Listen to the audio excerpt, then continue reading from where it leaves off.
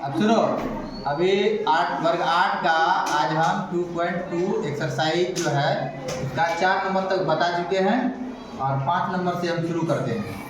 और तुम लोग इसको ध्यान से देखो और कोई दिक्कत होगा तो बाद में पूछ सकते हो, ठीक है। 5 नंबर क्या कहता है, एक त्रिभुज के तीनों कोण 2:3:5 के अनुपात में है तो उनके तीनों कोण ज्ञात कीजिए। ऐसे सवाल को तो कैसे बनाते हैं, माना अभिष्ट संख्या बराबर x, तो पहली कोण 2 दिया है तो 2x हो जाएगा और दूसरी कोण बराबर यहाँ पर 3x मान लेंगे और तीसरी कोण बराबर यहाँ 5 स्क्वायर, यहाँ 5x मान लेंगे। और यहाँ लिखना है हम जानते हैं, क्या जानते हो कि तीनों कोणों का योगफल, तीनों त्रिभुज के तीनों कोणों का योगफल 180 डिग्री होता है। ये तीनों कोण कहाँ पर है, माने है ये वाला और ये वाला, तो 2x + 3x + 5x बराबर 180 डिग्री।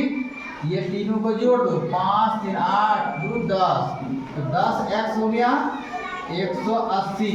इसीलिए x बराबर क्या हो जाएगा 180/10, ये कट गया यानी 18 हो गया। अब यहीं से हम पहली, दूसरी और तीसरी कोण पता कर लेंगे। इसीलिए पहली कोण बराबर क्या लिखे हैं 2x बराबर 2 गुना 18, 2 गुना 18 कितना हो गया 36 डिग्री। अब यहाँ जाओ दूसरी कोण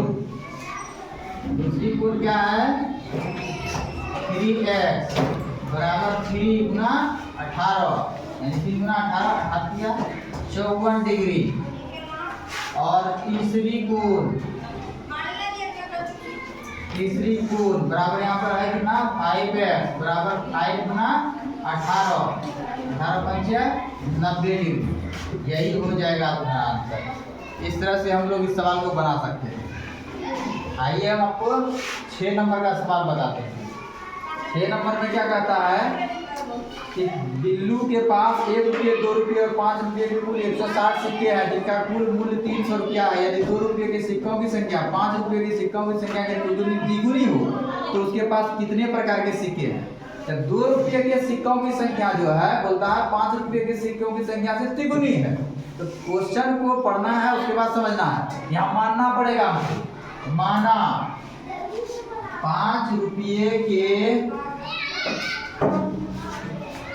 सिक्कों की संख्या बराबर x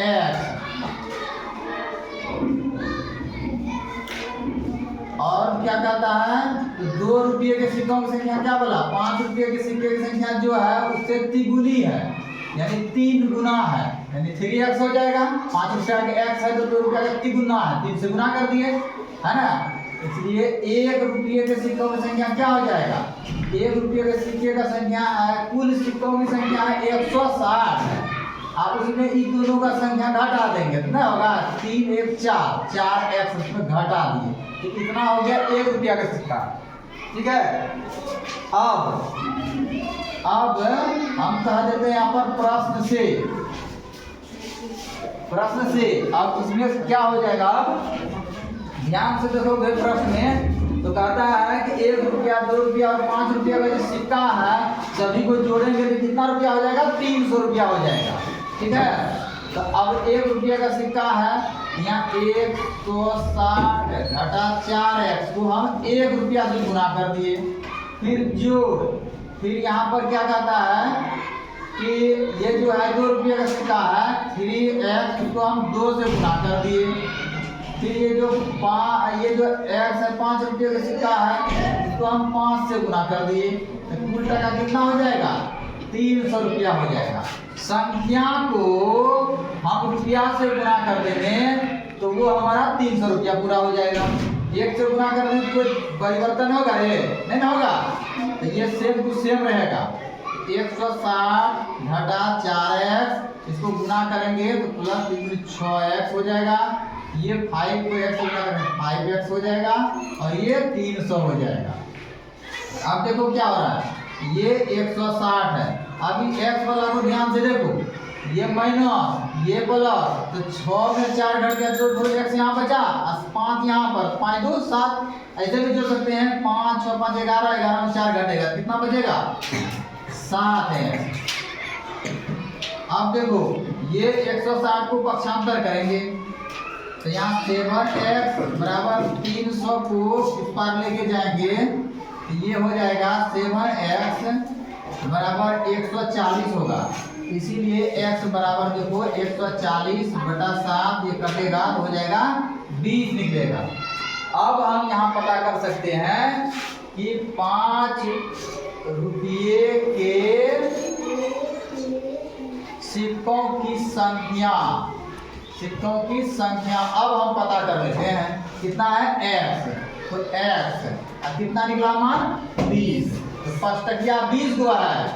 अब देखो 2 रुपये के सिक्कों की संख्या बराबर कट गया 3x है, तो 3 को 20 से गुना करेंगे कितना होगा रे? 60 है। फिर क्या? 60। 101 रुपये के सिक्कों की संख्या पता करेंगे तो 160 घटा कितना है?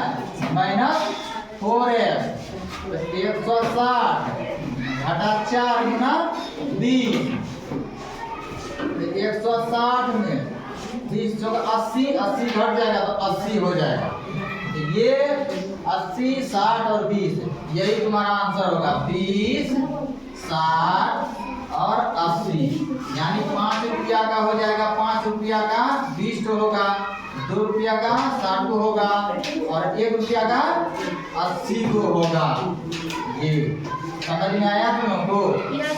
हाँ, इसको इसी तरह से अगर किसी को कोई दिक्कत है ठीक तो घर जाओगे, इस वीडियो को हम अपलोड करेंगे, उसके बाद तुम उसको देखोगे। अगर नहीं समझ में आएगा तो तुम उसमें कमेंट कर सकते हो। ओके।